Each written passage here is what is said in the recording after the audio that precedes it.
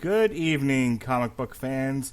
This is another edition of Source Material Live, brought to you by the Radulich Broadcasting Network. I'm your host, the mandated reporter, and frankly, I'm mortified, Mr. Mark Radulich. And if you've been missing Jesse Starcher on the 605, you ain't alone, hoss. I miss Jesse Starcher too. But we're keeping the flame alive on Source Material Live. Every week or so, we keep doing another one of these. I just don't edit. Jesse brings the love. I hit it and quit it. That's my motto. And hey, speaking of inappropriate jokes made in front of women, ladies and gentlemen, my co-host, she's nuts about corgi butts. She's the queen of animation, and she likes all the teen things in between. Ladies and gentlemen, from Honeysuckle Rose Creations, resident girl, Alexis Hejna. How do you do, madam? Well, you see, Jesse has to edit it because you're podcast dad, and you have the ability to tell me, Robert, and the others to shut the hell up and get back on topic. Whereas when Robert and I do a podcast together, we suddenly start branching off into a million other subjects. And Jesse, God love him, does not have, I don't know if he just doesn't have the voice or he doesn't have the balls or whatever, or he's just too damn nice. But he doesn't tell us to shut up, and then he has got an hour and a half of the two of us suddenly, rambling on about Detective Pikachu. Jesse Starcher is the Ned Flanders to my Homer Simpson. Yeah, Jesse, we do love you. You are so awesome. You're a great host, but you do let Robert and me talk for too long. Yeah, I love you all, and without you, I could not do any of these shows, as I've learned recently. You can see my Sad Man specials on the Metal Hammer of Doom for that. But, yeah, y'all need to be roped in every once in a while, and I have no problem doing that. But it's just me and you tonight, so a little more rope for the hanging.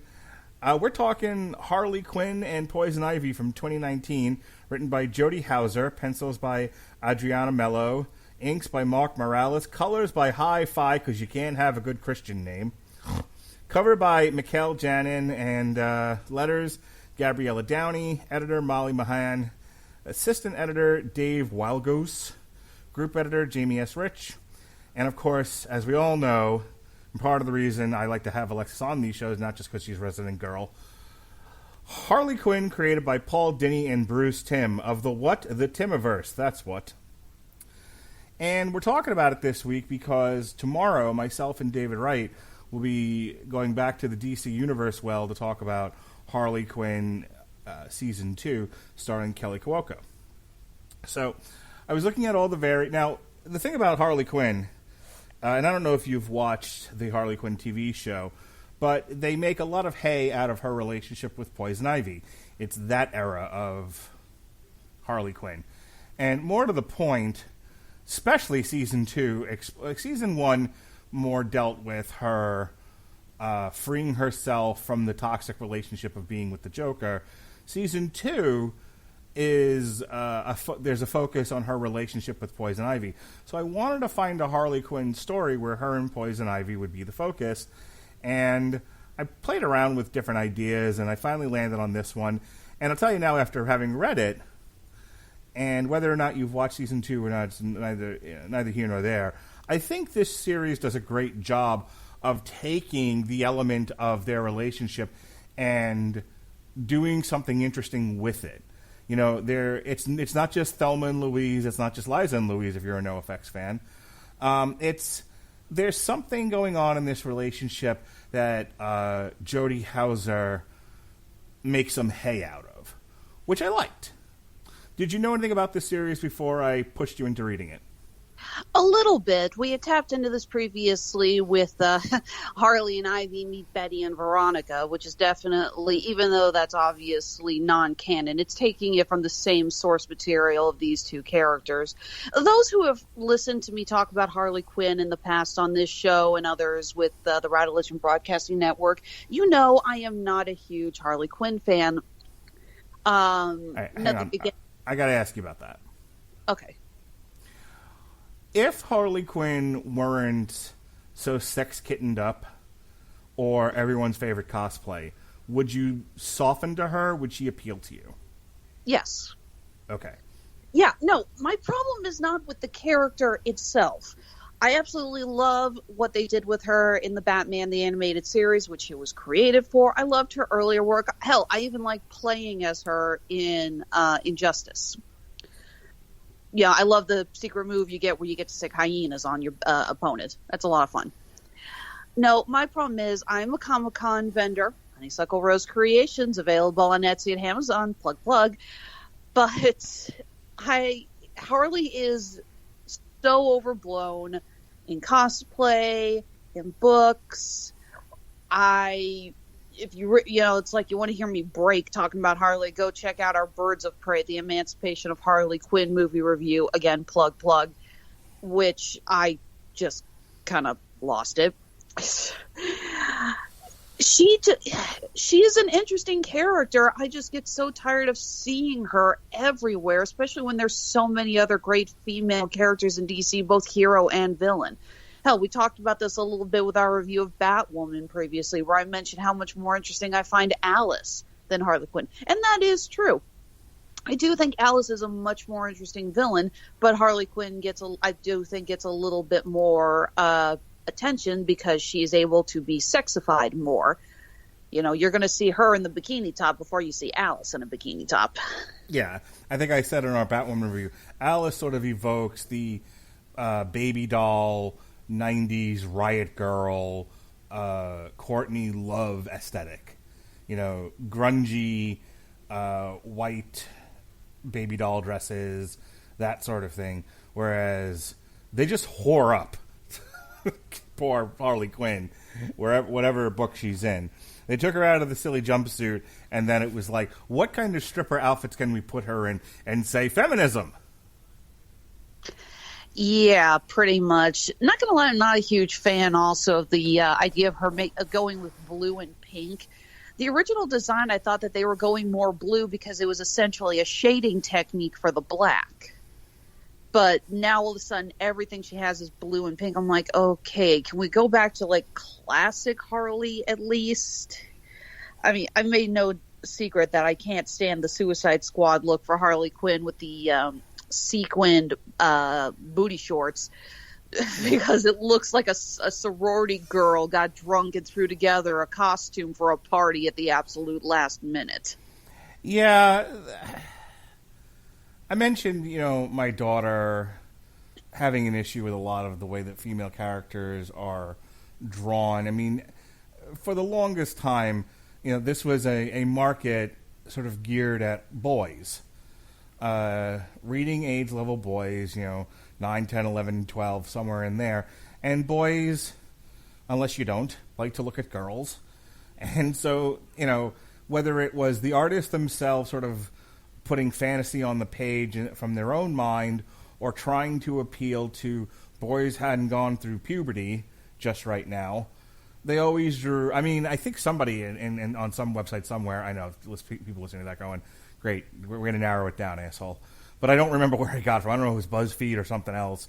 Was like the top 10 most ridiculous outfits a girl wears in comic books, and I think they did one for video games too. And some of these are like, patches and dental floss, it looks like. And of course the girl is always, triple E boobs.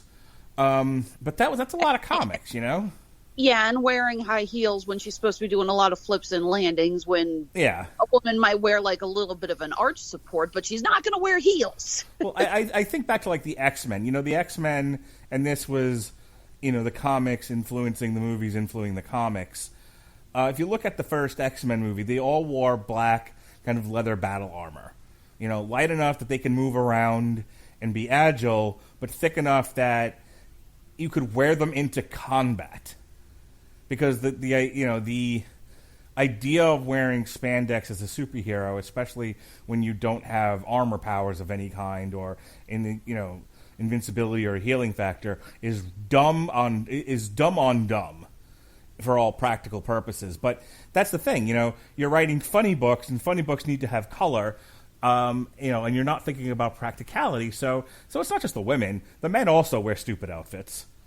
And it's why it's so hard to translate this stuff to real life, because how do you take goofy outfits that are meant to be appealing in a colorful comic book and translate it to real life where it's going to look, I don't know if you watch the Luke Cage series.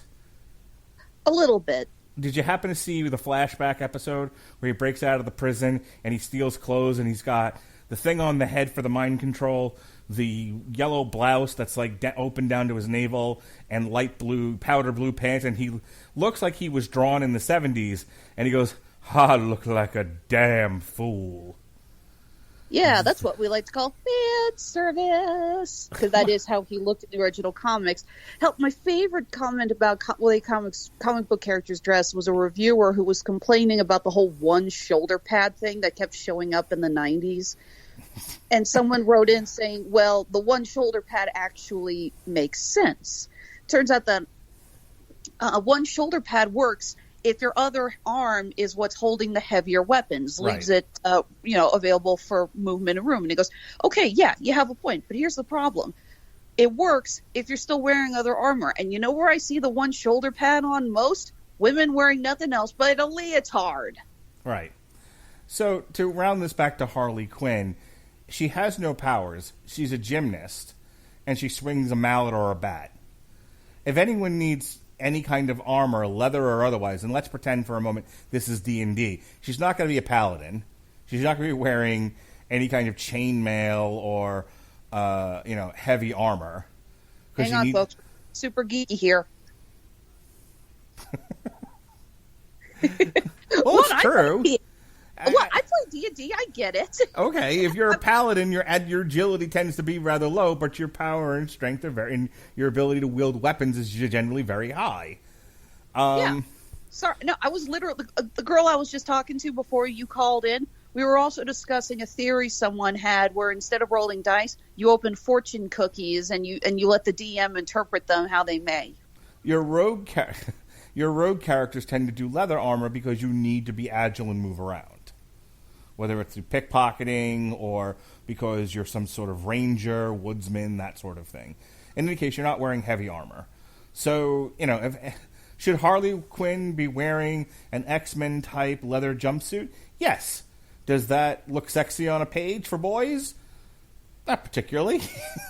So, are we trying to sell books or are we trying to be practical? And if you... And I will tell you this: the answer to that question is you're trying to sell books. So Harley Quinn runs around in Daisy Duke booty shorts and whatever shows off her, generally speaking, ample cleavage. Which I get why, as a woman, you would look at this and go, "Ugh, is this where we are in 2020, 2019 when this was written? Come now."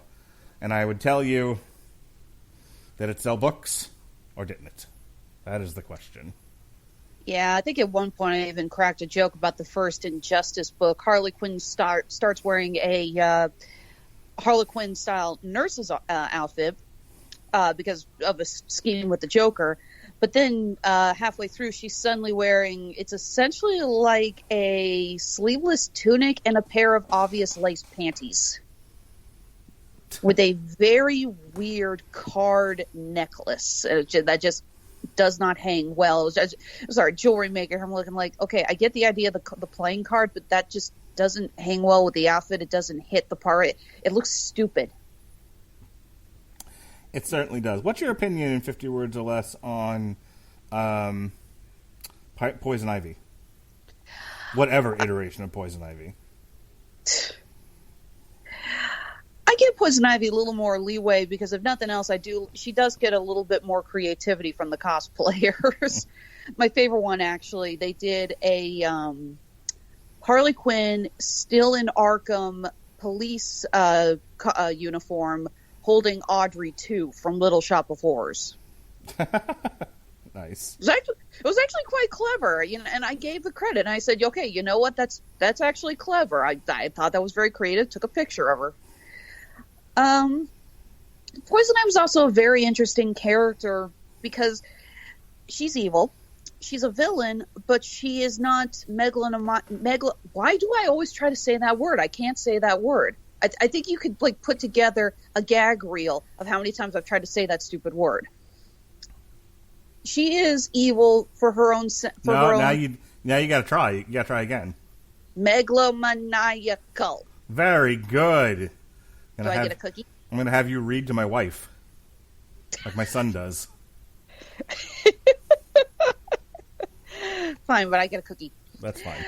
Yeah, no, it's like I said, she's interesting because, we see a lot with No Man's Land and such that she essentially says, let me have my plants, let me have a little space, and I will never harm you again.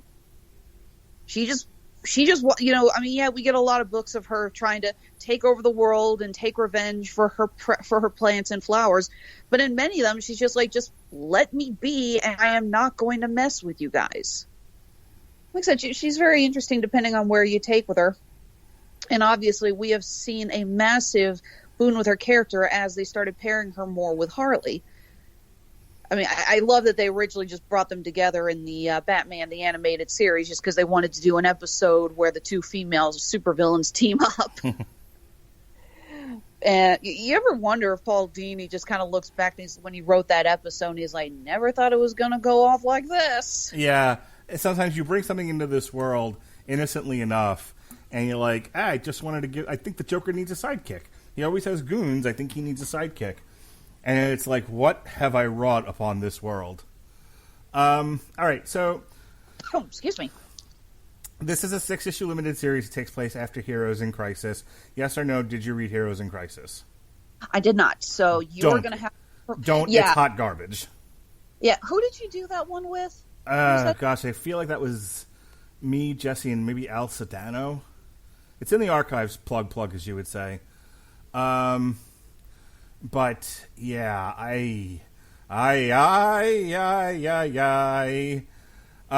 that's the one where people were sending death threats to Tom King because he turned Wally West into, I almost said Wally Walsh,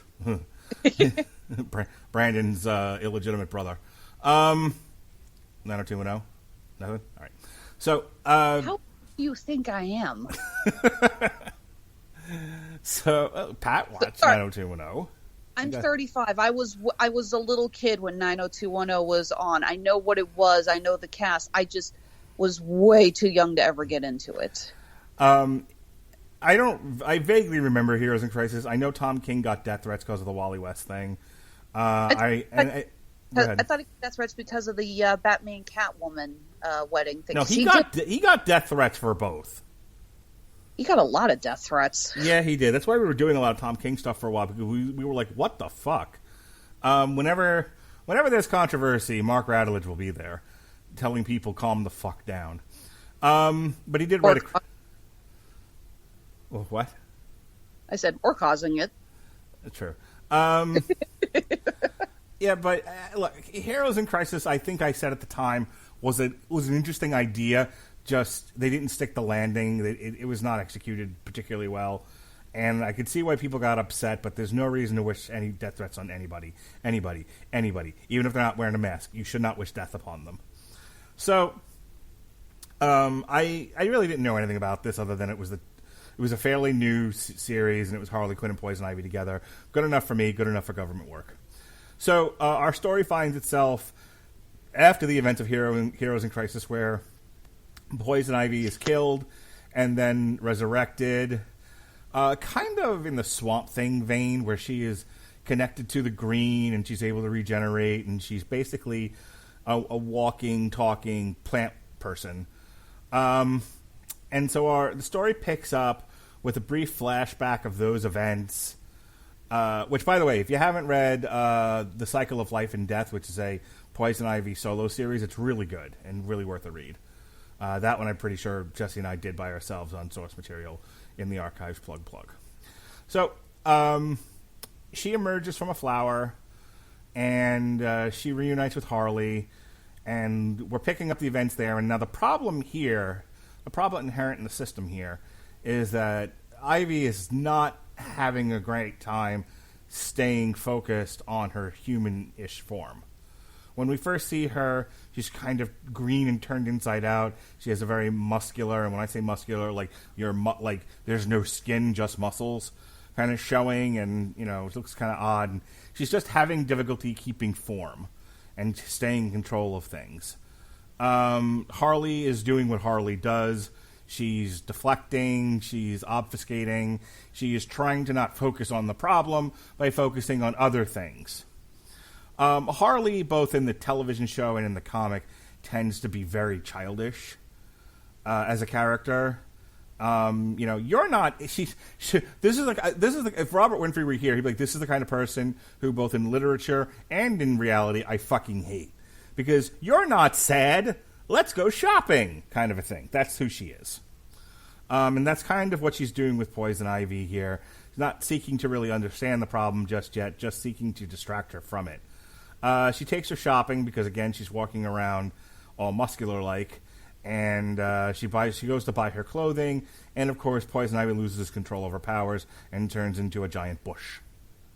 So, Harley stubs her into a paper bag, a recycling bag, because you got to recycle. And they are off and running. They go into a secret hideaway that they've taken over, and we get another flashback. She gives her some fertilizer that Lex Luthor sent her to help maintain control of her powers. And then they are attacked by truly one of my favorite villains I've discovered since doing these source material shows, not just the live ones, but the ones where Jesse was, taking care and editing. The Floronic Man. So let me stop here and talk to you about that. Are you familiar at all with Swamp Thing and the Floronic Man and this... very much specifically the DC show / the comic book called The Anatomy Lesson? Familiar with the latter, but I am familiar with Floronic Man and Swamp Thing. How so? I actually always laughed a little bit whenever I watched Batman and Robin with the Riff Tracks commentary on it, because how the hell else do you do it? You have the guy who created who, God love him, is just one of those actors who I enjoy him. Especially voice as Riddler on the Batman animated series. I just always kind of laughed as like, wow, you put Floronic Man in your movie and you don't do jack squat with him other than, again, have John Glover just act batshit and crazy. But not gonna lie, Floronic Man in this looks like Groot, who it just walks through the... I'm sorry, he looks like Groot, who just walks through the fake flower section of Hobby Lobby. I didn't mind him. I remember the Floronic Man in the Folk Firestorm. And the... Oh gosh, what's the name of the author that we always make fun of here? We did a whole month dedicated to him. Watchmen. Which one? Watchmen, League of Extraordinary Gentlemen. Alan Moore, thank you. In the Alan Moore book, I mean, he obviously didn't draw him, but the Alan Moore book, he just looks like, a bouquet of flowers that come to life. This one, he looks slightly more, I mean, this isn't a horror book, but there's slightly more like body horror going on with him. Kind of reminds me more of the look we got of the Floronic Man at the very end of the Swamp Thing TV show, which hopefully HBO brings back, since it was canceled in its first run due to financial reasons. But in any case, I don't want to get lost in the sauce on that. They introduced him right... even though he's got peonies for eyes? Yes. I like what they did with him here. I actually like the look, though. He does look like Groot. Groot suddenly develops schizophrenia.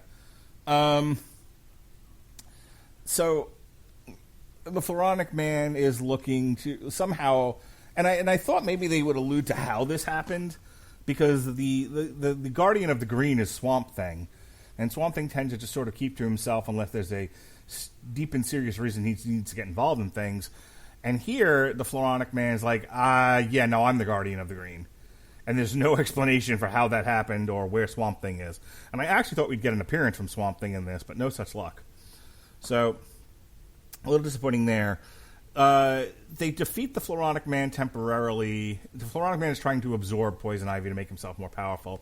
And he's just trying to outright kill Harley Quinn because she's in the way.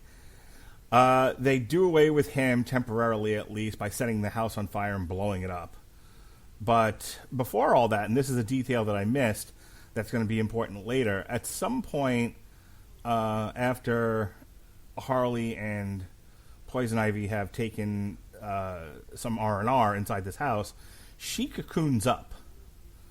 You see her in a cocoon, and then there's 2 more panels where you get close-ups of like roots and flowers, and then we're into the attack of the Floronic Man.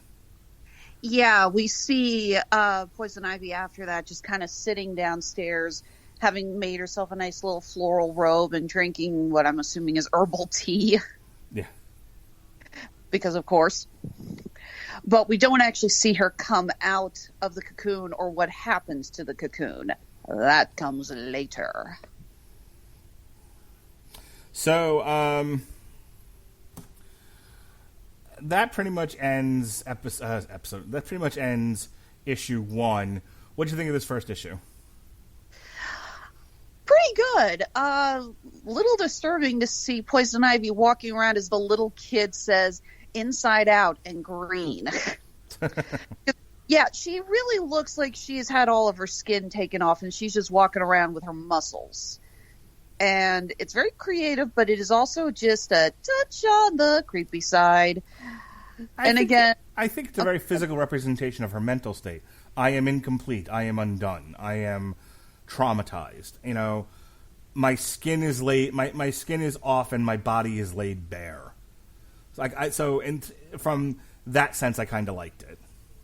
Yeah, I can understand that, but it doesn't change the fact that it's still creepy as hell. Sure. No, I really did like it. Again, I just keep laughing that, you know what, I could put up with Floronic Man looking like Groot. I could put up with him having the flowers blooming all over him. But the peonies for eyes just kill me. Did you ever see the Police Academy movies? Just the first one, and years ago. So you probably don't remember the reference, but I look at the Floronic Man, and you know he's supposed to be this evil guy, but he's basically like a tree with flowers growing out of him, and you know, like you almost want to go to the knee-jerk flowers are not manly. Like how do flowers make him look like an evil, menacing creature?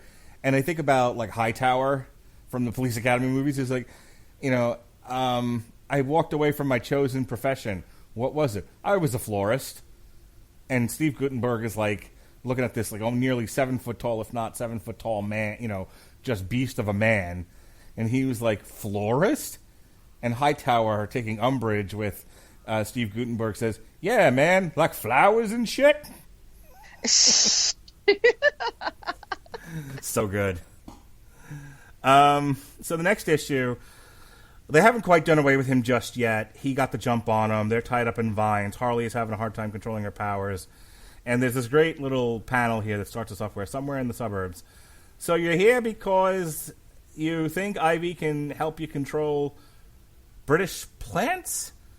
The Parliament of Flowers, Harley. Yeah, whatever that is. And that's the entire audience right there. None of us know what a Parliament of Flowers is. It sounds ridiculous. But it's important to these characters, so we're still with it, so far.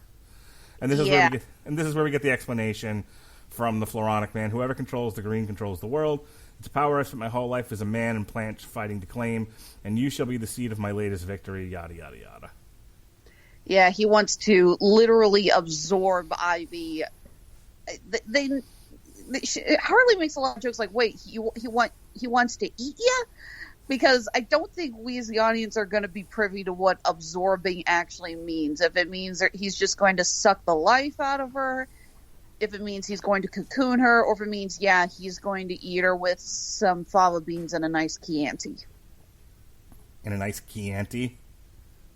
I love your Missouri. You know, actually, in the book, it wasn't Chianti. They changed it in the movie because... Chianti. Chianti. I feel like we're doing fucking My Fair Lady here. Chianti.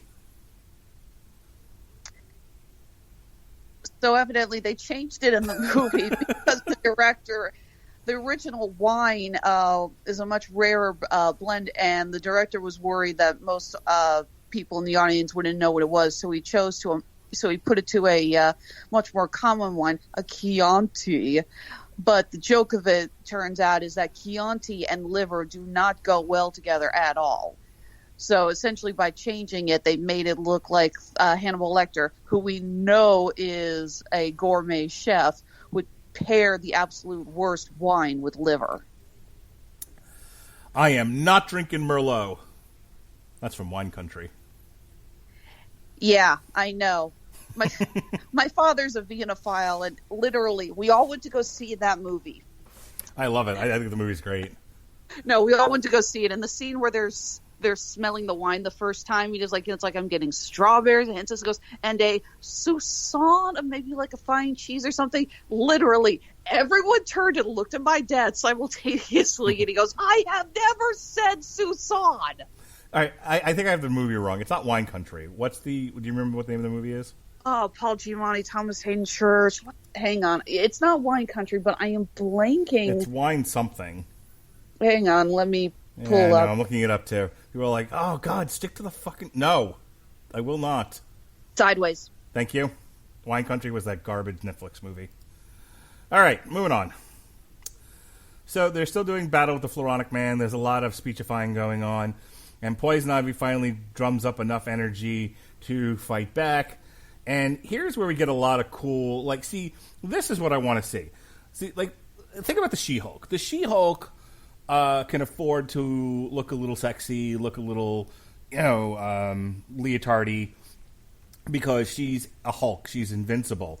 I don't mind, like, a practical, sexy look if you can pull it off power-wise. So you get a lot of splash pages of Poison Ivy who's armored up in plant gear. Like this panel where she goes, I am beyond you. And she's got, they're not gauntlets. They're like thorns. They're like thorns that she's attached to her skin. Kind of reminds me of the Joel Schumacher Batman when he had the blades on his arms. Well, that's what I was thinking of, but I'm trying to think of what the actual name of the armor is called. Like forearm blades. I don't know if it's got another more technical name. But, she's got a chest plate on. She's got knee pads that have like a red jewel or some sort of red something or other. It's a splash page that actually has also the name of the issue on it and everything. So anyway, she's armored up. She fights the Floronic Man. She's using her blades. Harley gets freed. She takes a bat to the Floronic Man and crowns him upside the head. We get a joke about a hyena as she's attacked by plant dogs. Plant dogs. Plant dogs. Yeah.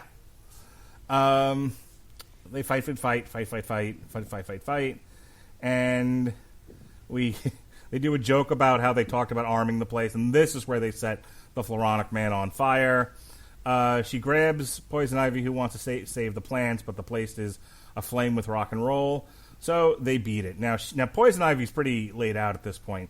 She's pretty tired. And Harley's like, I've got an idea. We need to find you somebody who can help you control your powers again. We need to find you an expert in these things. So they go looking for the Mad Hatter.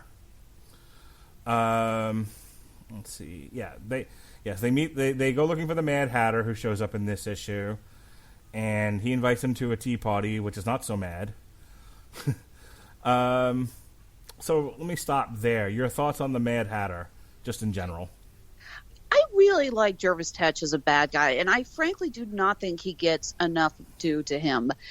There's something about the idea of a villain being associated with Alice in Wonderland before we got Alice from the Batwoman series that I think was taken more for a comical sense, and I don't think a lot of people took him seriously as a bad guy, but he is a lot of fun, and I love it when he actually does get to pop up.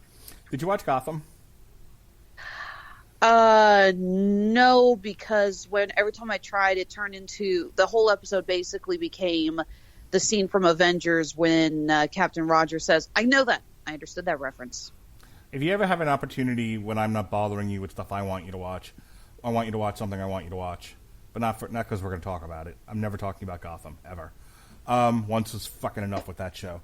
But you should watch it from the beginning so that when you get to the Mad Hatter season, you know what's happening and can fully enjoy it, because the Mad Hatter stuff's actually pretty good.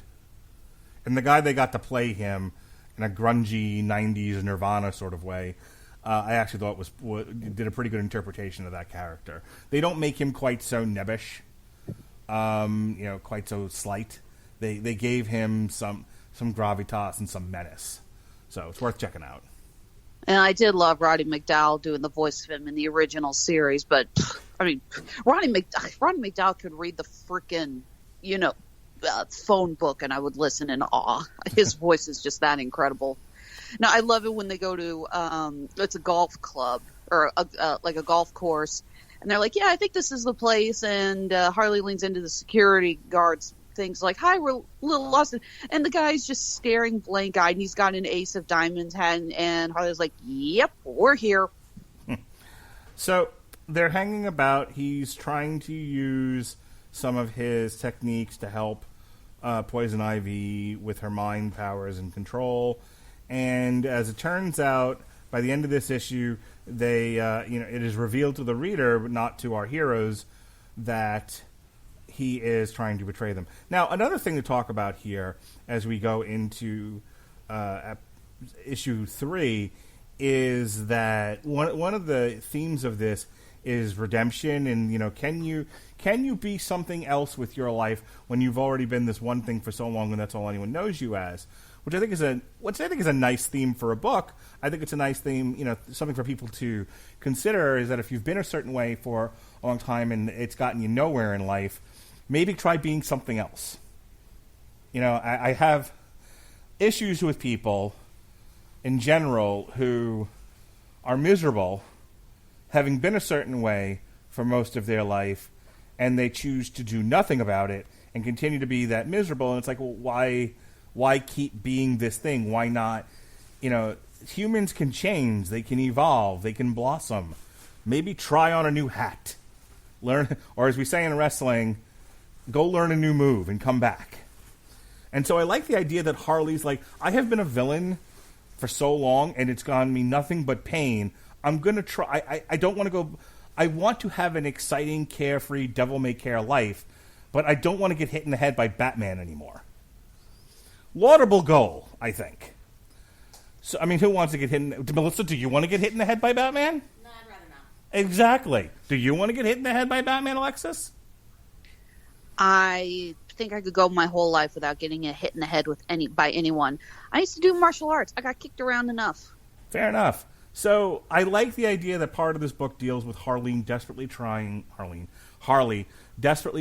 to turn her life around and dedicate herself to... And this is what the New 52 book was about, too. It was, I'm fucking fed up. I got to do something else.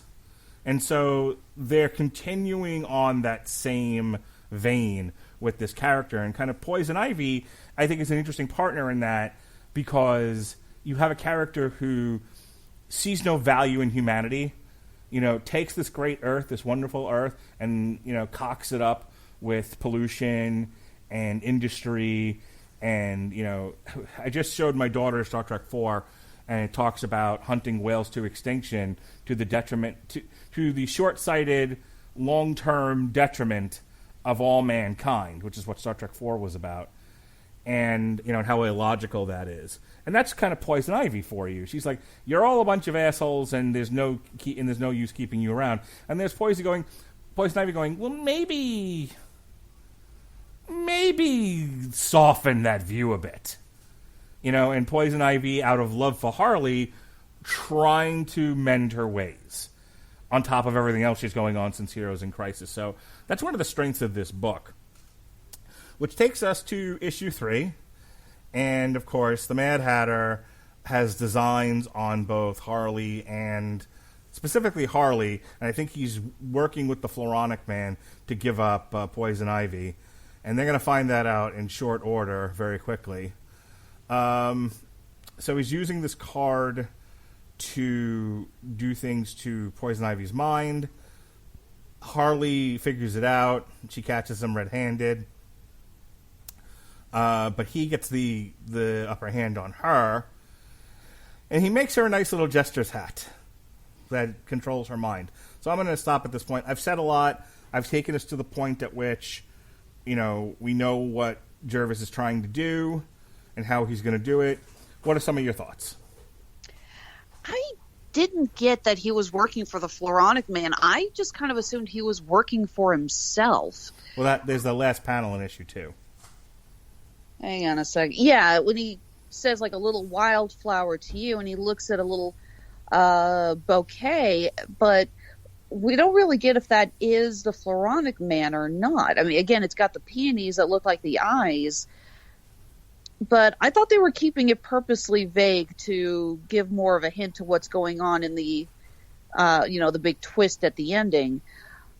Okay, but it's definitely meant to allude to the Floronic Man. Whether, but the twist is that it's not, as we'll find out.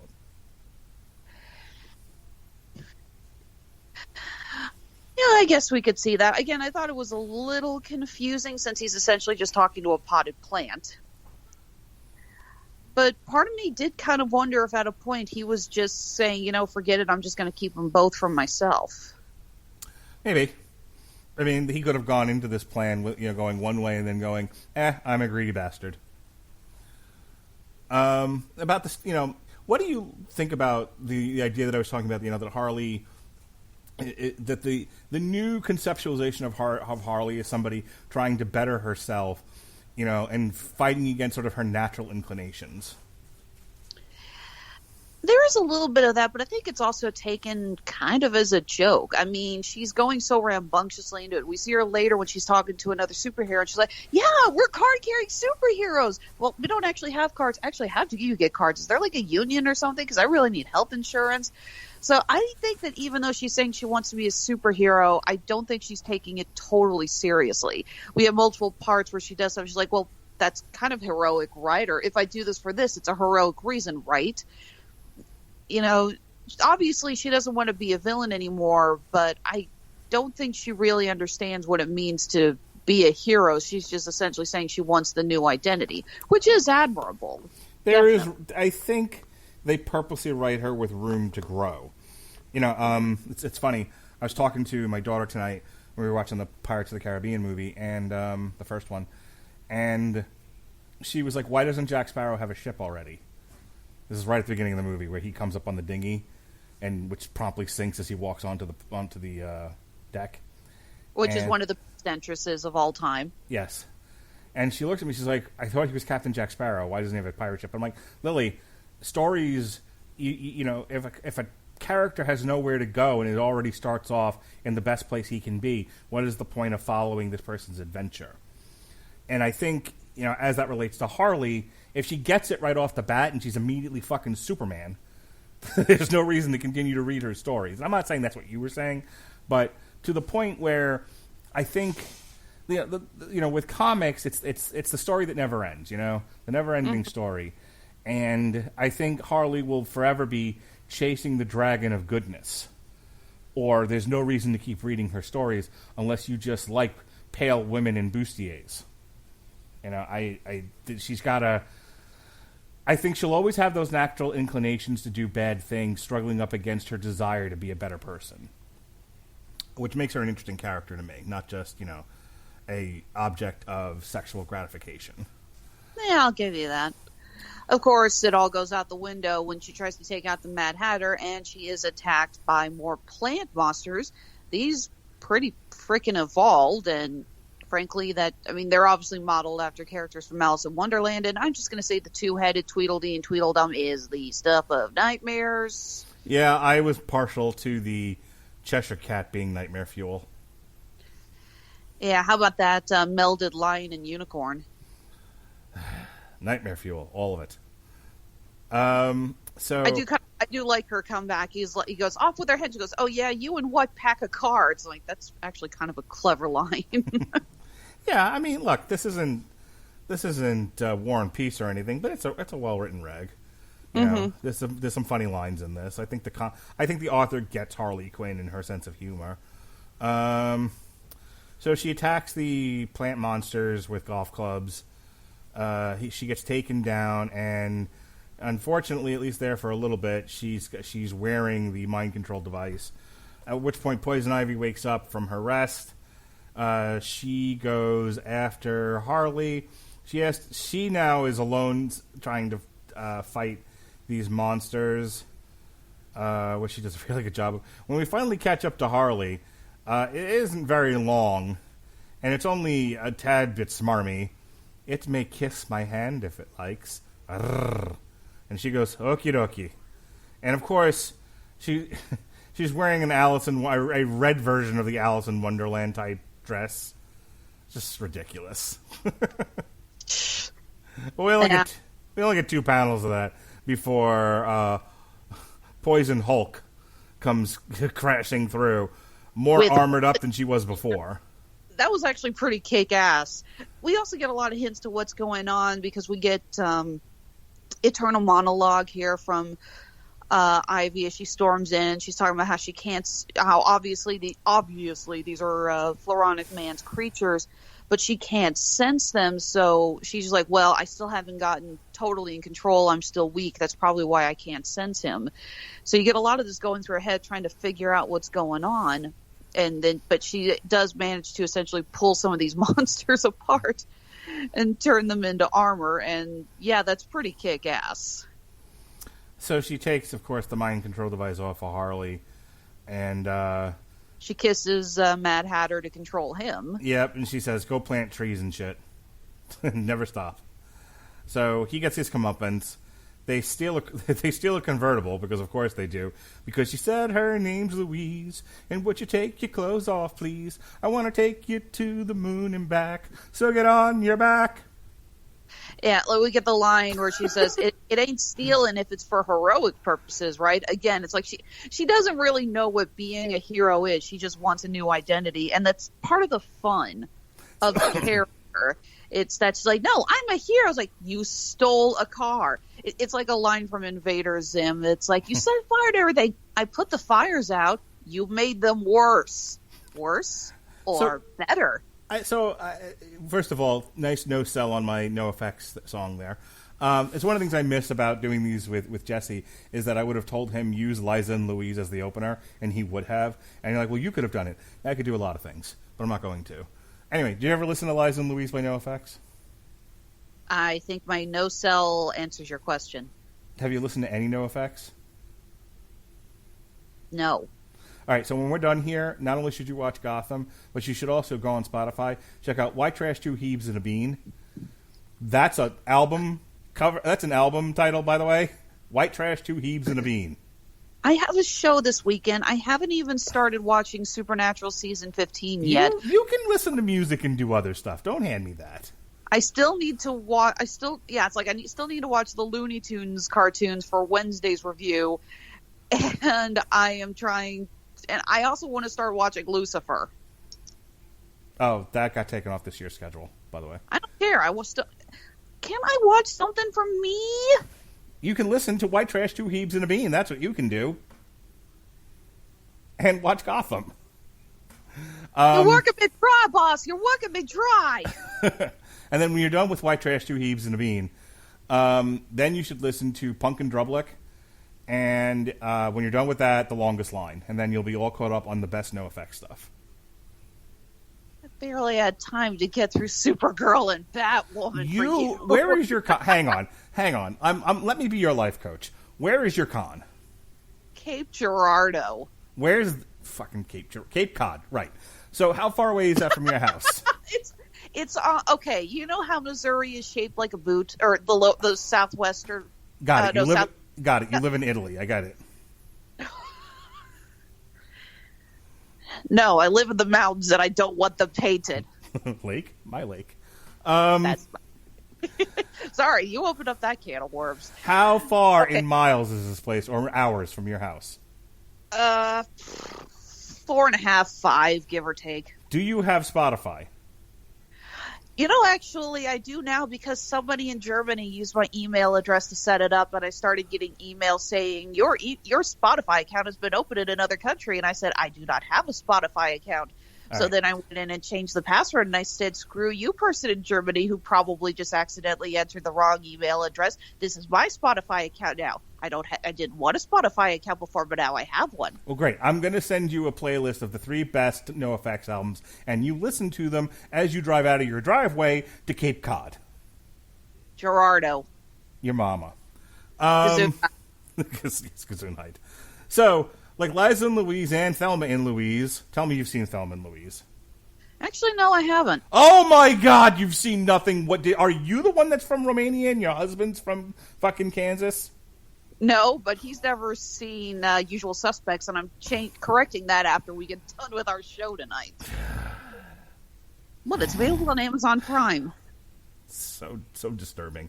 Anyway. Hey, I'm just grateful you finally got the country right. Oh, that's right.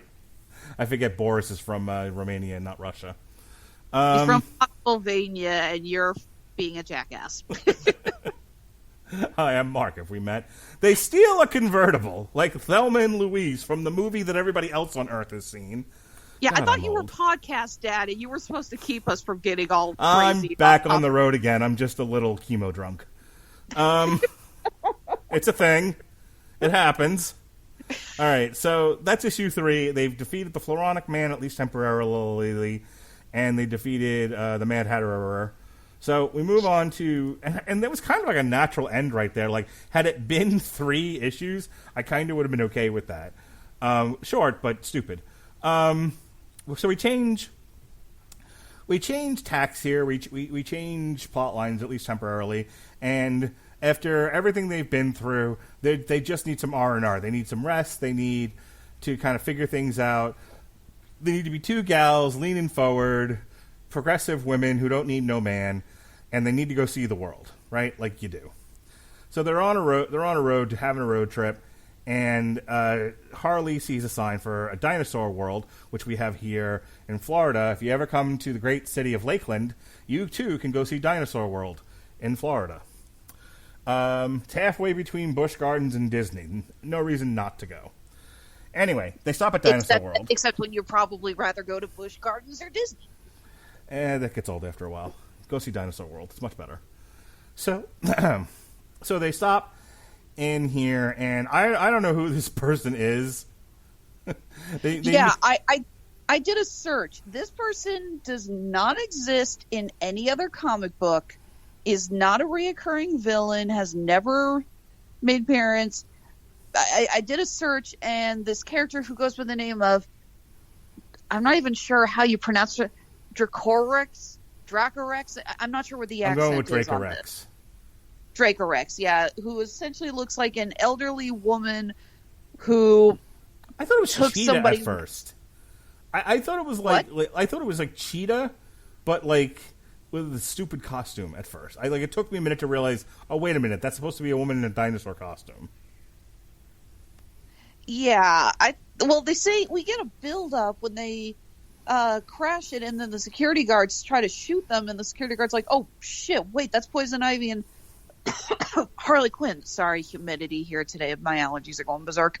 And they're like, oh, you must be here to see the boss. We'll tell you she's here. And there's all this build. I'm like, oh, which female DC villain is it going to be? Is it Catwoman? Is it Plastique? Is it Cheetah? And it's this woman who, clearly took one of the mascot costumes, altered it, poorly I might add, and has sharp teeth, and you just get this look on Harley and Ivy's face like, what fresh hell have we stumbled into? So what's great about this is that, and what's fun about this whole series is how lighthearted and fun and goofy it can be at times. I can't tell you how much I'm over having to read, Baby Darkseid tries to take over the world type of shit. I like, Jesse knows. I like it simple. I like punk rock comics, not progressive metal comics.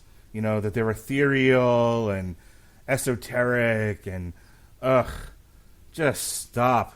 Just give me 2 chicks stealing a car and seeing old women in dinosaur outfits. That's all I ask for in life. Doesn't anyone rob a bank anymore? Well, anyway, they meet this woman, and she's like, oh, good, I can expand my gang. And they're like, We just wanted to see dinosaurs. I don't want to be in a gang. And so this woman, and this is like my favorite villain now. I don't care that she's terrible. She's like, I have separation anxiety issues. I have abandonment issues. Everyone I try to bring into my gang tries to leave me. And Harley punches her because it's like, hey, I don't do free therapy. It's fucking amazing. Yeah, well, excuse you. I charge for therapy sessions. Yes. It's perfect. I love it. So they fight. We're doing more punchy part stuff. Turns out she took hostages. So Harley does the heroic thing and saves the hostages here.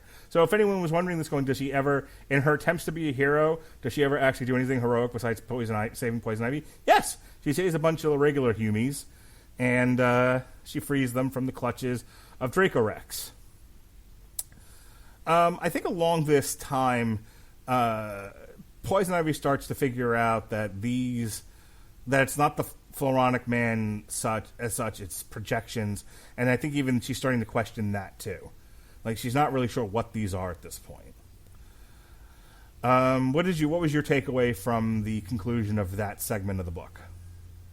I kind of missed how like I said, I don't want to spoil it yet till we get to that part, how their archenemy was able to get the salad to the security guards to have them essentially go all xenomorph on us. She says, I don't actually think it was him. I think it was a projection. He looked unfinished, like he merely sent a fragment of himself through the green, similar to the creatures he sent after us before. I find it fascinating that unconnected, dead plant life can be somehow connected to the green. Like, how is a salad connected to the green?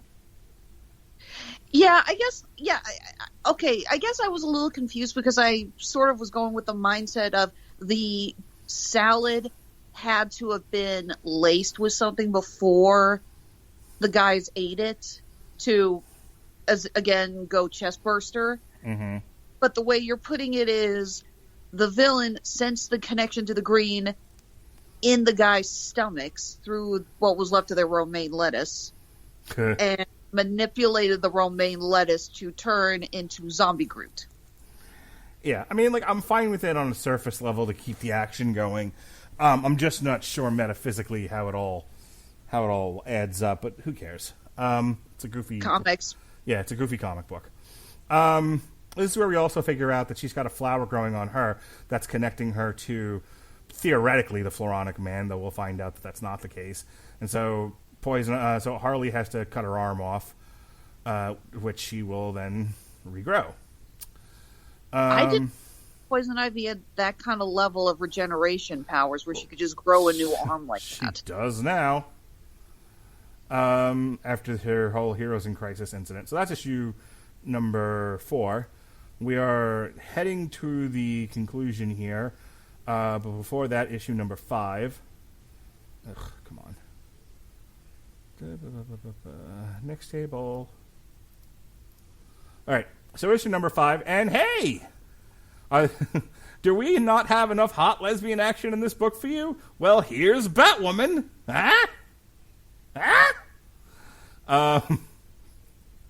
Alexis is asking herself, why do we do shows with this asshole? Yeah, actually, I am. So, we get some flashbacks here. We get some talk about Harley. We get some talk in Poison Ivy's mind as to how Harley relates to her and what's going on here. They end up going to New York, and they're doing this partially to check on Harley's people in Brooklyn. They get there, and the city is being attacked by a plant army of some sort. So they go to check it out. They go to do something about it, and they run afoul of, as I said before, our guest in this book, Batwoman, who thinks that they're the ones doing it. And they say, no, Massa Bob, no, it was not us. And so after a Three's Company-esque mix-up where Batwoman is accusing them and they're saying no, and they eventually do talk it out, and they go on the hunt together. So let me stop right there. What did you think of up to this point, what did you think of Batwoman in this book? Well, it's surprising. I did not know she was going to make an appearance, but I do like it. I love how she just comes in on the bike, jumps off of it, and just immediately tackles Poison Ivy. That's a great thing about Kate Kane. She is very down to business. Like, okay, cut the crap. You're done. Right. I think of all the people, if they needed a guest star of this, I think she adds to the aesthetic well. I think she was a good character to have. And I think, there's a line in here later on, which I thought was great. It's my favorite line of the whole series. Let's see if I can find it again. I sent it to you in our chat. Yeah. Before we Harley makes a duty joke. Not that. Yeah, no, and of course Batwoman doesn't laugh, and Harley goes, "That tone's exactly why you make such a good straight man." Yes. And she goes, Batwoman, "I'm definitely not that." Yeah, I definitely don't. Not gonna lie, that joke went over my head the first time I read it. It wasn't until you pointed out, I'm like, how did I miss that? Oh, I laughed hard at that. That got a belly laugh out of me. All right, so along the way, they find more hostages. They free those people. Poison Ivy is using her powers more effectively. They run afoul of a woman who is still accusing our anti-heroes of being bad guys, and specifically Poison Ivy. And Poison Ivy's like, "See, this is why we shouldn't do good things. No one will ever trust us." And Harley's like, "Take it easy."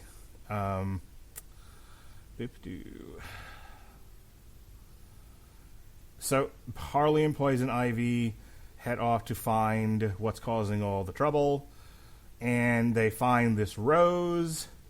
And who should be in the rose but not the Floronic Man, not the Swamp Thing, not Audrey 2, but rather Poison Ivy.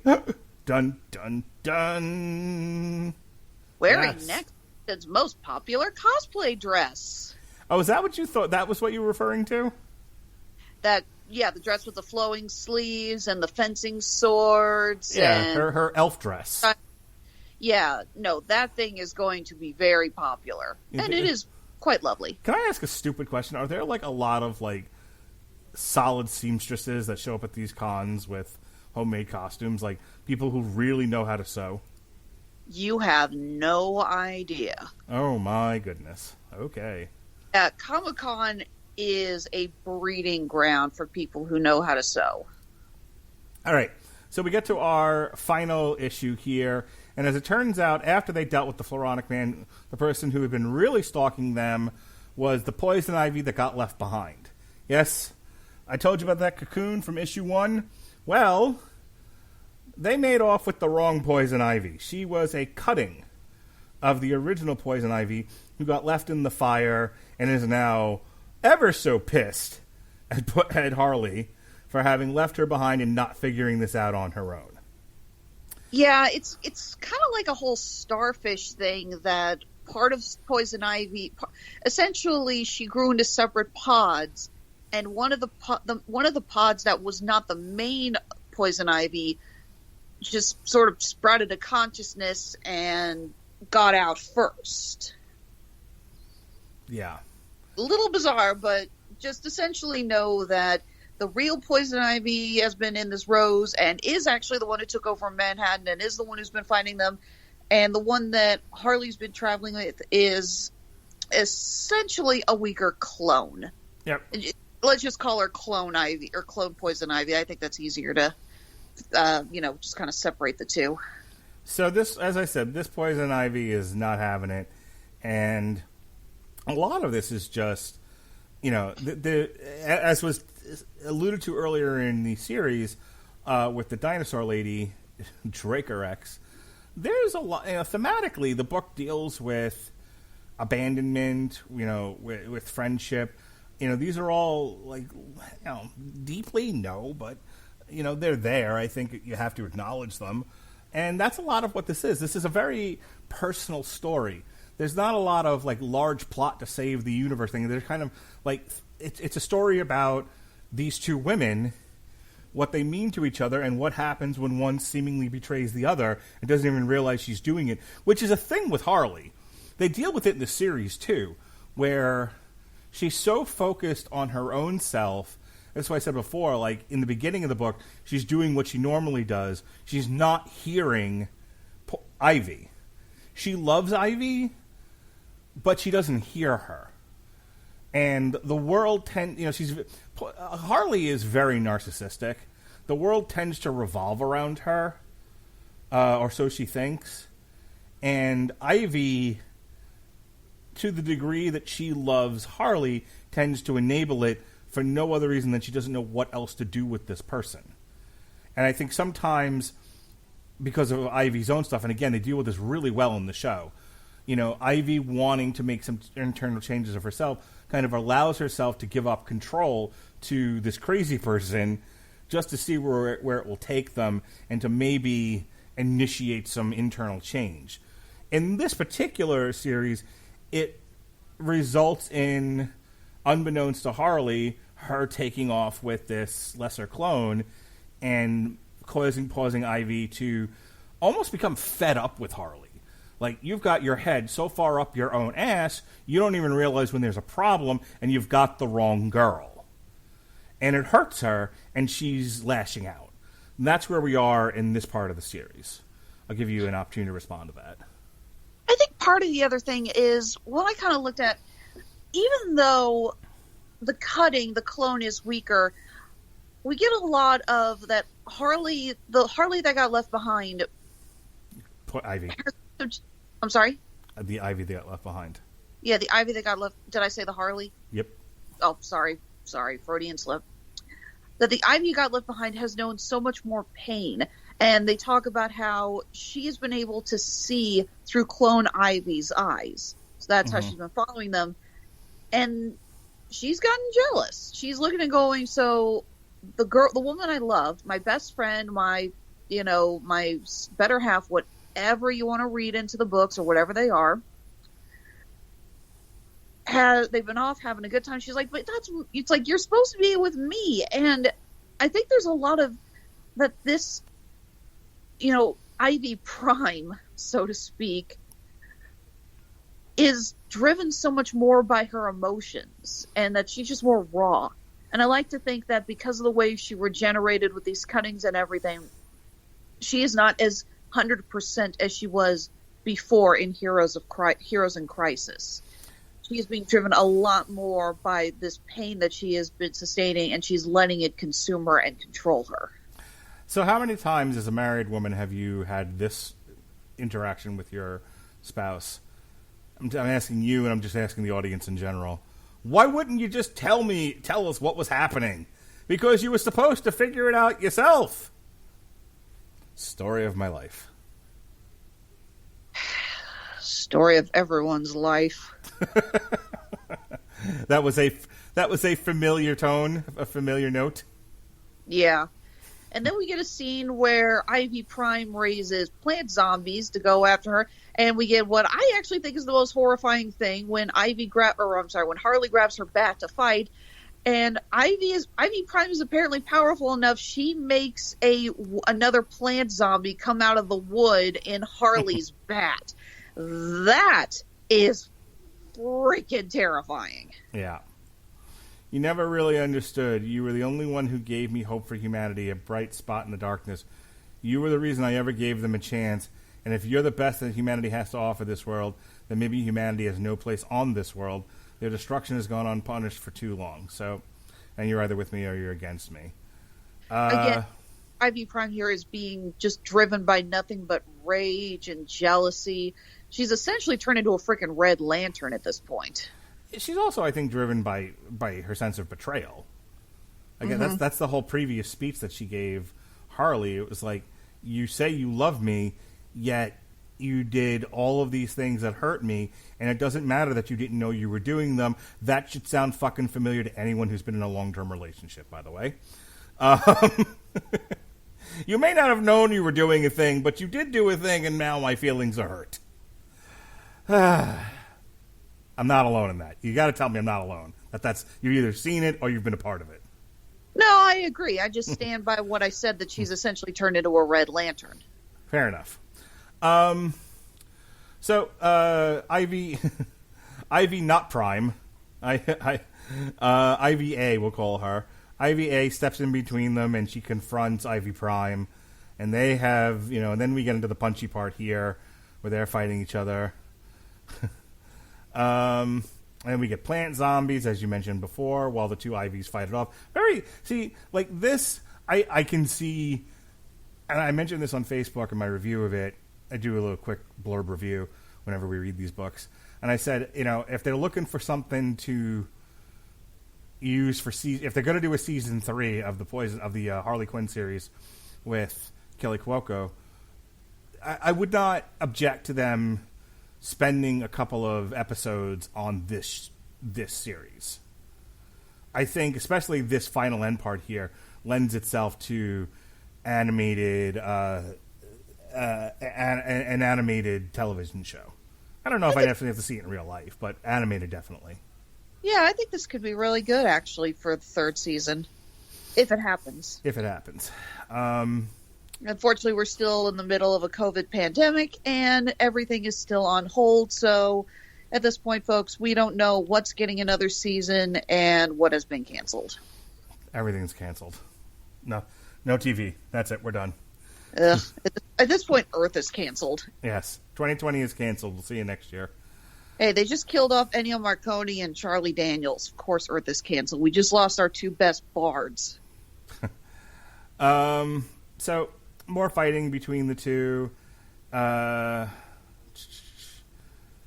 see here. We get some flashback through pictures of Ivy and Harley kind of bonding together.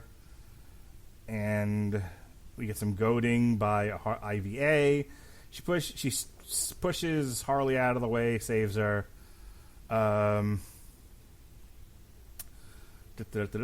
We get a kiss on the forehead from Ivy to Harley, saying, "Good luck, kiddo. That's something I got to do here." She runs back into the fight. Harley makes a run for it. And clone Ivy pretty much absorbs Ivy Prime in what frankly is kind of a body horror scene where you see vines and branches connecting them, and it's a little messed up. Yep.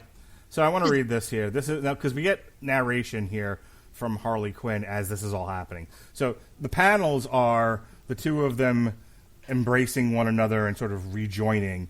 And Harley says as she runs away, 2 redheads walk into a bar.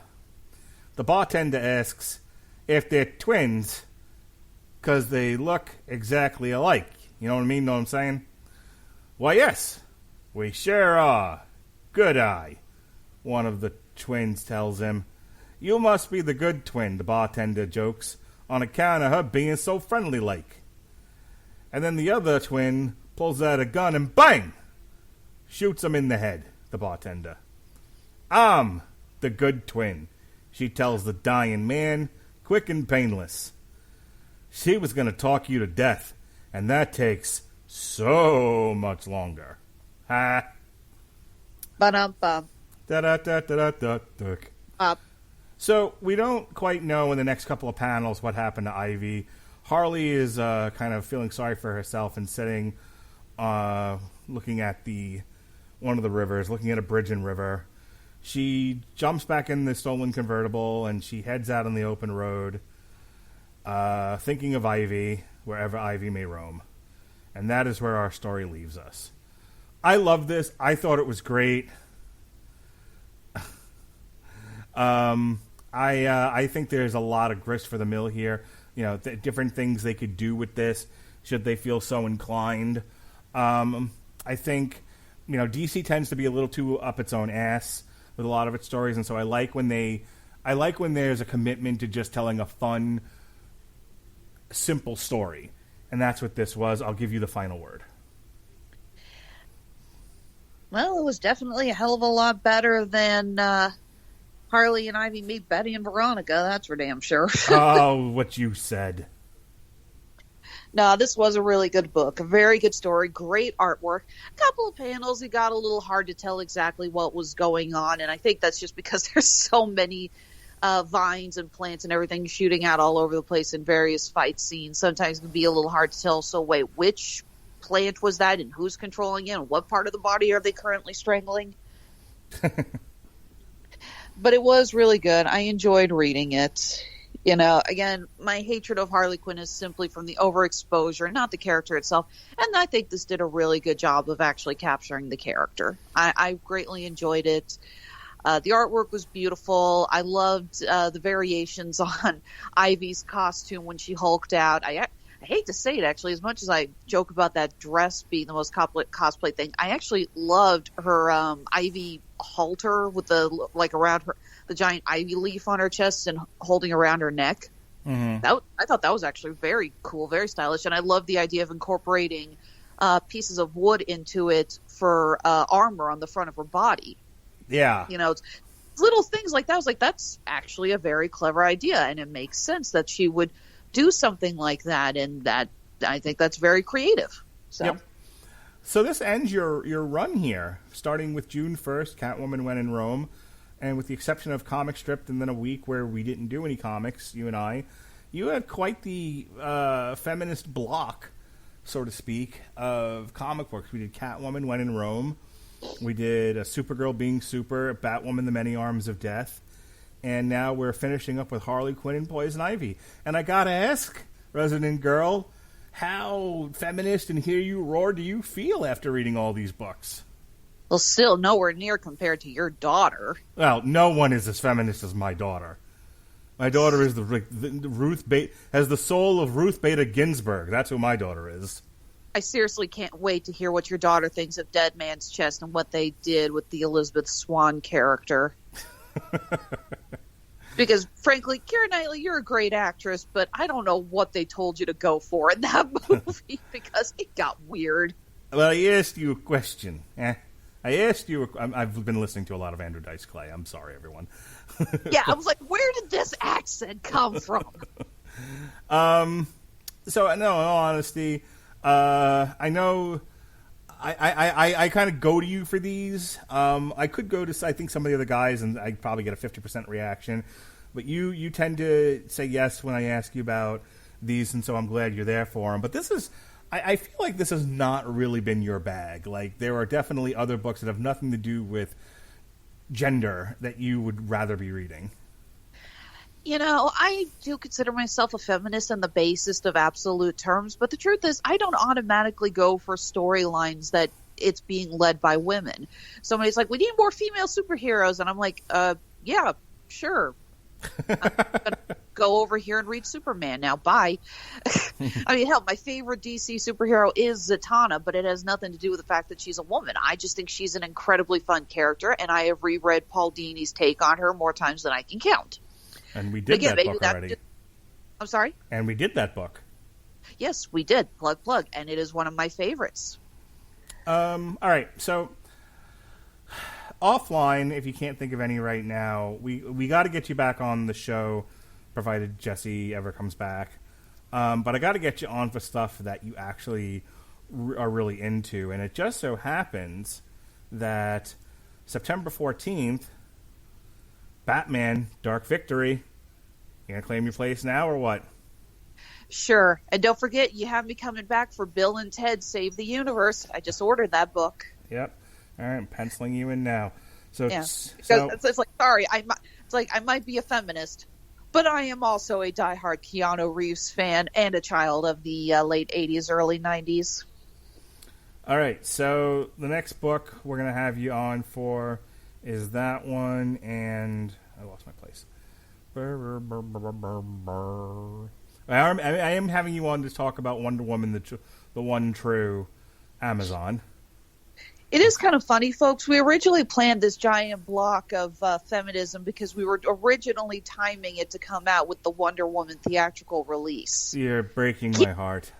Guess what happened to that? Same thing that happened to all of it, Pinky. Ugh. They took over the world is what they did. All right, Narf. So Narf. Scored. Draws. Don't get me started. So next week, we're doing the old guard here on Source Material Live. Allegedly, I'll have Chris Sheehan on the show. If not, I got Jesse on the backup. So I'm going to drag him out and make him do that, even though he's working all the overtime, but that's all right. Tomorrow night, we got David Wright coming on to do Harley Quinn Season 2. And then Alexis is back for her last show for a little bit. She's taking a break because I've used her and abused her throughout the month of June, so I got to give her some time to rest and relaxate. But we're going out. Figure out what the hell am I doing continuing on this network. You love it.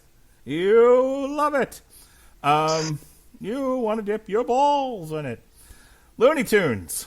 The H from HBO Max, the first season, the first 10 episodes. There were 2 or 3 shorts per episode. We're going to talk about them all. And we're also going to talk about the controversy on this show. No guns. Book burnings? Yes. Cannons? Absolutely. Butt jokes? Trend? And fair warning, I am your go-to animation guru, Looney Tunes. I know the Looney Tunes more than probably anything else in my collective brain. I am going to be on a soapbox, and I'm not getting off until I want to get off. I'm going to tell you right now, the Bubblegum episode I can't talk about because I refuse to watch it. I literally looked away from the television the entire time. Yeah. I could not deal with that level of gross. But I watched the rest of them. Yeah, I've watched the first episode so far, and my main takeaway so far is, wow, you guys are really overusing the look away and things change gag, aren't you? Oh, yeah. I don't want to talk about it now, but they absolutely stole the Ren and Stimpy gag and ran with it. So we'll talk about it Wednesday. In the meantime, you can check out our previous Source Material Live, Batwoman, The Many Arms of Death. We also looked at Batwoman Season 1, and Jesse and I reviewed Mushroomhead, and against my better judgment, I was arm twisted into reviewing Velocipaster. Folks, Mr. Radulich. Who? Wow, I massacred the names there. Do you drink before these shows now? Is that how you deal with me? No, but I'm about to start. No, I was trying to say Radulich, but I combined it with Velocipaster. Okay, then. And No, again, I Mr. say no drinking before the shows. I don't drink that much anyway. No, folks, Mr. Radulich here is recovering from cancer and currently on chemo, and he has been given a very strict no drinking because basically, you don't know how your cells are going to react to that kind of stuff. This is a man who got through Artemis Fowl, The Last Days of American Crime, and a rewatch of Supergirl for On Trial. But this is what caused him to finally force his hand to go and get a beer. Yep. I drank a coffee beer because it was all I could do to deal with brand new Constantine live-action movie reportedly in the works from J.J. Abrams. I don't want to live on this earth anymore. Yeah, it was all I could do to get through fucking Velocipaster, which I only did because Jason promised to do Warrior Nun if I promised to review Velocipaster, and I am a whore for content. A whore, I tell you. A whore. The Constantine movie is only getting my vote if they get Matt Ryan back. Again, giant Keanu Reeves fan, but that Constantine movie was not Constantine. Matt Ryan is the only true Constantine, and he excels in that role. Agreed. So you can check out our review of Velocipaster.